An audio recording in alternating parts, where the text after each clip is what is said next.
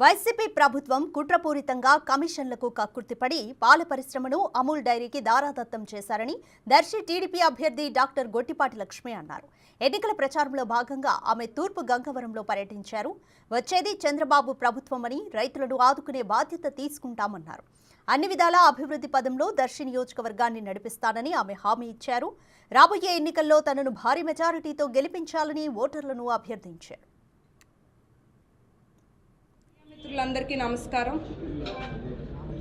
దర్శికి కూటమి అభ్యర్థిగా ప్రకటించాక నిన్న నేను మొదటిసారిగా దర్శిలో అడుగుపెట్టాను. ప్రజలంతా ఎంతో ప్రేమతో, అభిమానంతో నన్ను ఆహ్వానించారు. వాళ్ళకి నేను ఎప్పుడూ రుణపడి ఉంటాను. పెన్షన్ల సమస్య గురించి చెప్పాలనుకుంటున్నా. వాలంటీర్ల వ్యవస్థకు ఎప్పుడూ తెలుగుదేశం పార్టీ వ్యతిరేకం కాదు. వాలంటీర్లు చేసే రాజకీయాలకు తెలుగుదేశం పార్టీ వ్యతిరేకం. వాలంటీర్లను వైసీపీ ప్రభుత్వం రెచ్చగొట్టాలని చూస్తుంది. వాళ్ళకి రేపు రాబోయే ఎన్డీఏ ప్రభుత్వం న్యాయం చేస్తుంది. 2000 పెన్షన్లతో, అన్నా క్యాంటీన్లతో తెలుగుదేశం పార్టీ నిరుపేదలకు ఎంతో అండగా ఉన్నారు. ఎలక్షన్ సంఘం చాలా స్పష్టం చేశారు.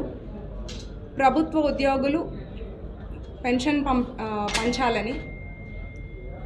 వార్డుల్లో కానీ, గ్రామాల్లో కానీ 126,000 మంది సిబ్బంది ఉన్నారు. గ్రామంలో సుమారుగా 45 మంది పెన్షన్ హోల్డర్స్ ఉన్నారు. ఒక 20 మంది ఇంటికి వెళ్ళిస్తే 2 రోజుల్లో ఈ పెన్షన్ ప్రక్రియ పూర్తయిపోతుంది. కానీ పైన నిధులు లేవు, ఎవరికి డబ్బులు వెళ్ళట్లేదు.